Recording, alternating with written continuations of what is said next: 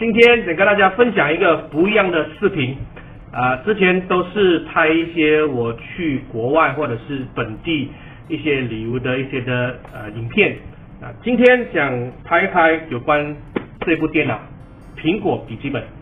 那为什么要拍这部电脑呢？我相信有很多人可能也面对同样一个问题，所以呢，但是我却用了一个很便宜，然后呢，却能够解决你的烦恼的一个方法。那么我买这个笔记本呢是马币950，因为它是二手的，它是 i5 processor， 它是2011年的版本。它为什么卖得这么便宜呢？是因为它电池不耐了。那第二个原因是因为它的 speaker 已经破了，然后你会听见嘈杂的声音。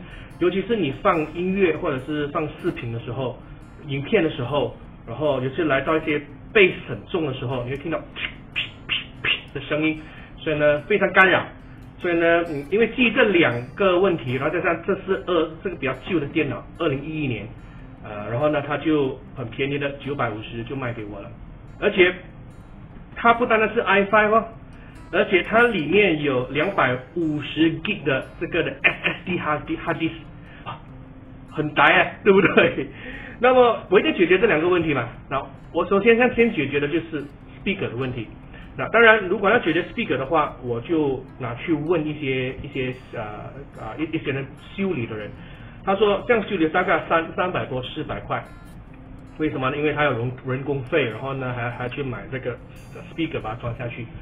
然后呢太贵了，然后呢我有上网去看一下如果去买 speaker 自己装那个 speaker 大概多少钱，都要100多200块，也是很贵。所以我就想倒不如我们自己用其他方法来去修理吧。